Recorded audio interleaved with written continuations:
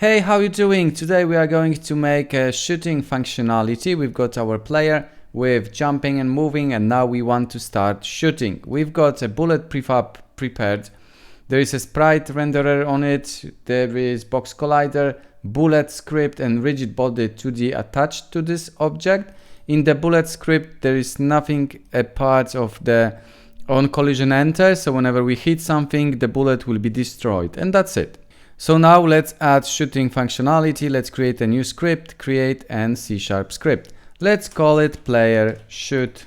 We need to add this script to the player, so let's just drag and drop it, override and apply all. Let's open player shoot script and let's get rid of everything that is inside. We need to have a prefab that we are going to shoot, so let's add serialize field, game object, and let's call it bullet prefab. We need some aim in our gun as well, so let's use serialize field, but this time we'll use transform because we need a position, aim.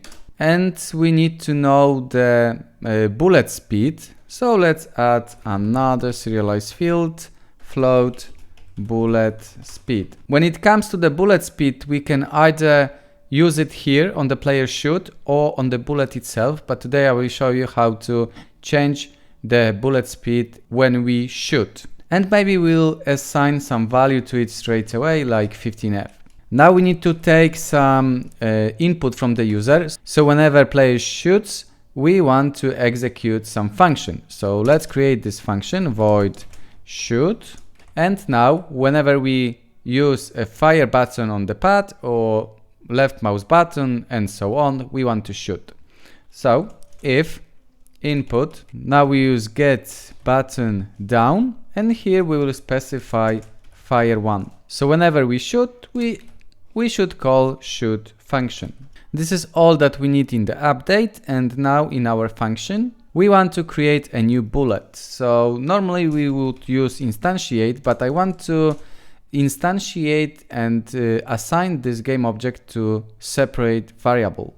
So let's use game object variable, let's call it bullet equals to instantiate, and here we need bullet prefab, but that's not enough because we want to create this bullet in the aim position. So let's use aim position, and in case that in the future we would like to rotate the gun or our player, it's good idea to create our bullet which will be rotated the same way as the aim is. So let's use aim rotation. So this is it, but we want to make our bullet flying. So let's do that now.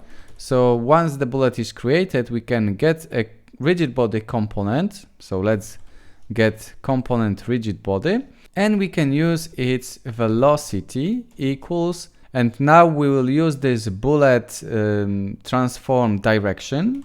So thanks to that, we are sure that the bullet will fly along its direction. So however it will be rotated, it will just fly forward. And we can multiply it by bullet speed. We can set this velocity only once in here, and that should be enough. In the player shoot script, we need to add references. So as you can see, we need bullet prefab. We'll get it from the prefabs. Click again on the player, get the bullet and put it there. And we need the aim, so inside the pistol we've got aim. Let's put it there. Bullet speed 15, it's fine. Let's see, press play and start shooting. And we've got some problem. Yay! Let's have a look. What is going on? Missing component. There is no rigid body attached to the bullet. There is a mistake. So let's go there. And as you can see, I used rigid body instead of rigid body 2D. We should use rigid body 2D. That's why there was a mistake. So let's press play again, and it should be fine now. Let's shoot, and there we go. Nice, everything is working just fine. So this is how you add a basic shooting functionality. Thanks to that, you can shoot with your mouse, and it should be working on the pad as well, which is nice.